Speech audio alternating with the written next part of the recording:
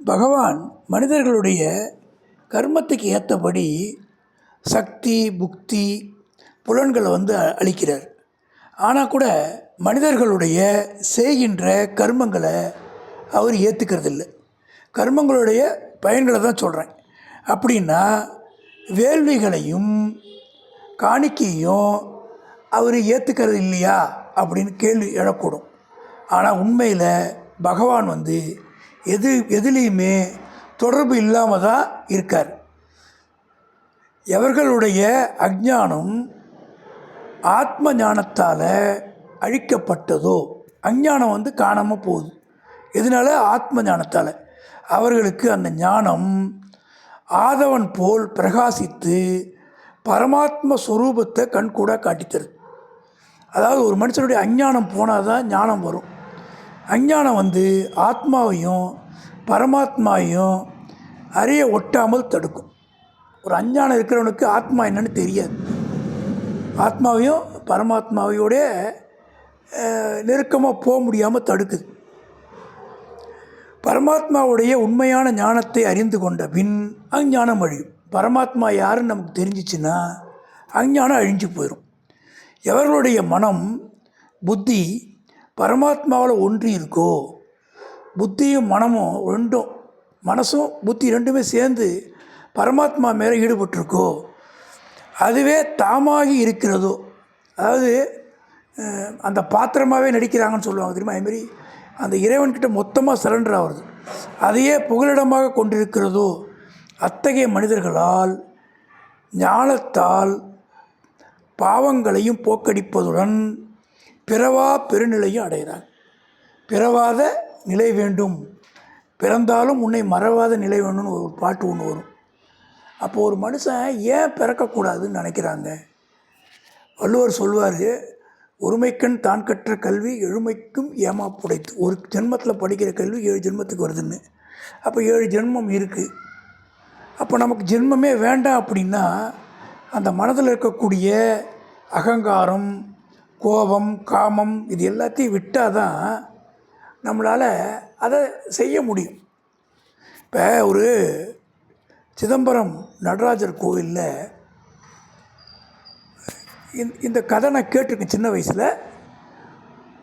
ஒரு தேர் கல்லில் பெரிய தேர் பண்ணுறாங்க.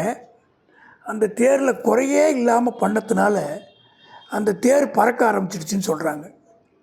அப்போ அந்த தேரை கீழே இறக்கணுன்னா என்ன பண்ணால் அதில் ஒரு குறை வரணுன்ட்டு ஒரு சின்னதாக சுற்றியால் ஒரு தட்டு தட்டி ஒரு குறை ஒன்று வந்த உடனே அந்த தேர் கீழே இறங்கிடுச்சு, கல் தேர் அப்படி சொல்லி ஒரு கதை உண்டு. மனிதர்கள் குறையே இல்லாமல் இருந்தால் உலகத்தில் இருக்க முடியாது. பகவான் கிட்ட கூட்டு போயிடுவார். அப்போ ஏதோ குறைகள் இருக்குது, ஆனால் குறைகள் அதிகமாக இருக்கக்கூடாது.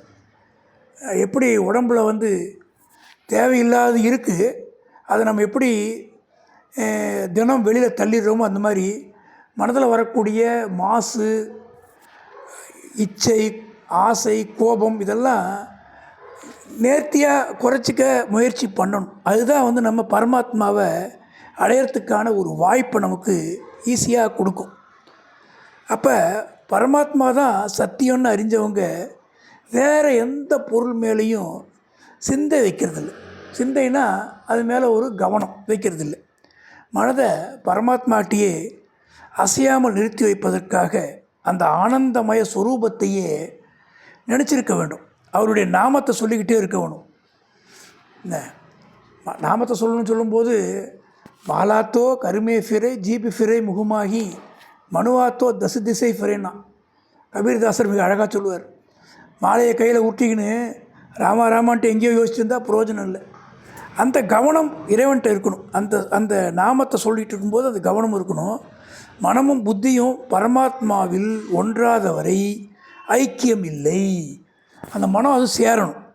தியானம், தியானிப்பவர், தியானப்பொருள் என்று வேறுபடுத்தி பார்ப்பது மனதோட நிலைமை. அது மயக்க நிலை. ஐக்கியத்துக்கு பிறகு அந்த மயக்கம் இருக்காது.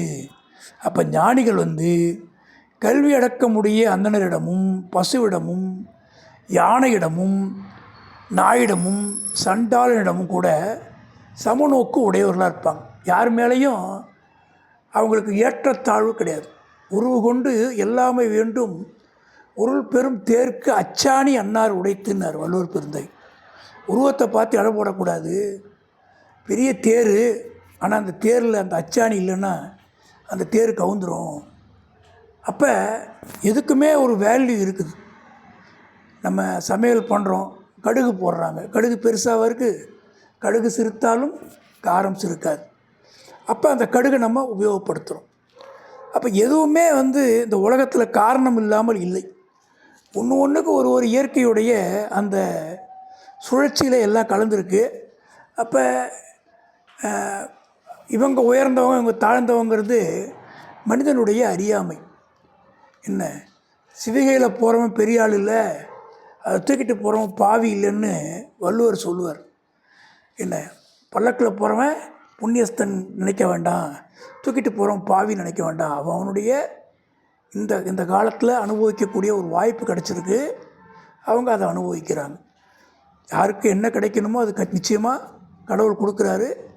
அதை நம்ம மன மகிழ்ச்சியோட நல்லது கெட்டது ரெண்டையுமே ஈக்குவலாக நினைக்கும் போது ஒரு சிறப்பான வாழ்க்கை வாழ முடியும். எனக்கே இந்த கஷ்டம்னு கேட்கக்கூடாது.